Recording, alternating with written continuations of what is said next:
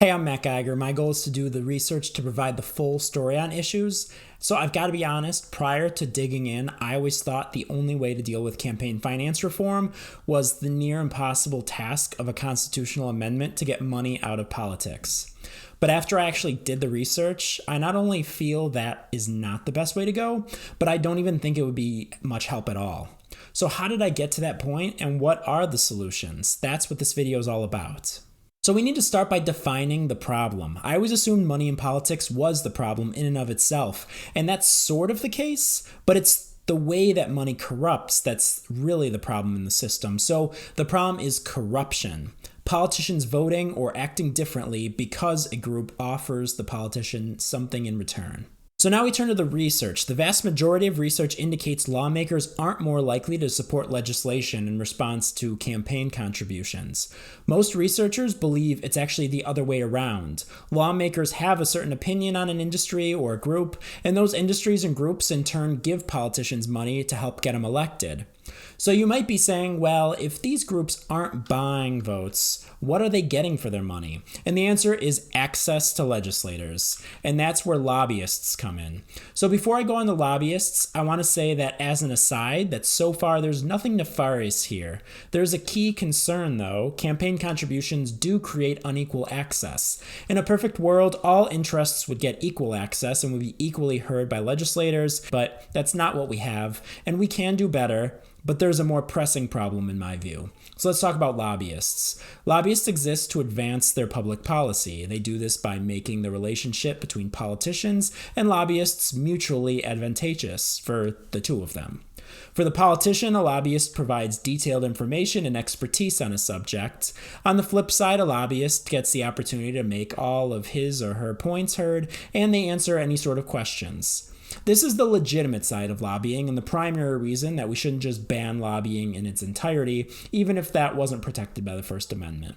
Beyond those couple wholesome benefits of lobbyists, the process starts to get a little bit shadier. Lobbyists get around existing laws, giving gifts or bribing legislators outright by throwing them fundraisers instead, which for some reason is okay.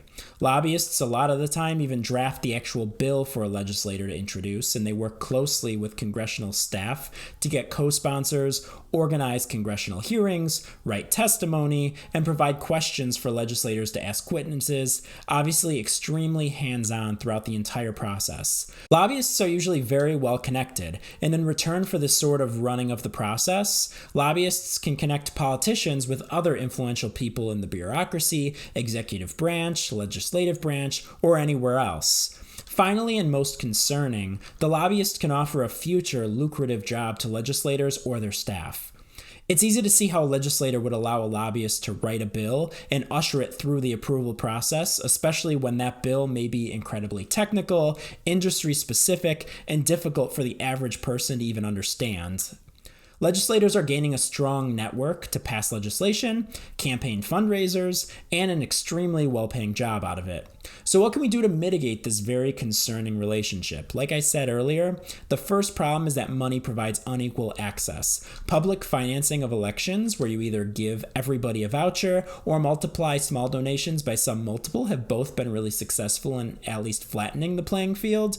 So some sort of system like that would certainly help a little bit. All the research indicates the main problem isn't with the fact that there's money in politics, though. It's the bad incentives created by lobbyists using the access that money gives them. So on that front, we need to start with a lifetime ban on all lobbying work once you've been a legislator. The corrupting influence of a lifetime high-paying job is the equivalent of a future bribe. Along similar lines, it's crazy that throwing fundraisers is acceptable.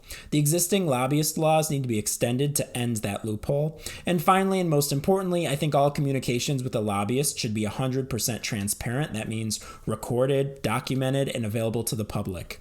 If a major bank provides 90% of the language behind a banking law going to committee, I think that's acceptable in many circumstances, but it's also pertinent information to the average voter.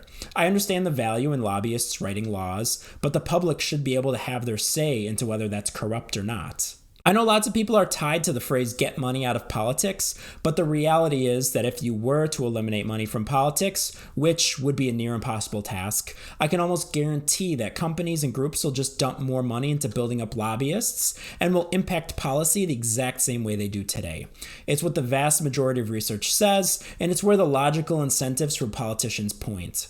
We need to end the direct impact of quid pro quo relationships between legislators and interest groups, and lobbying rules are the most effective and efficient way to make that happen. Thanks for watching.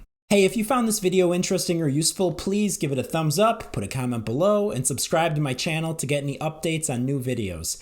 If you didn't like it, you should probably go ahead and put a comment below too to let everybody know. Either way, thanks for watching.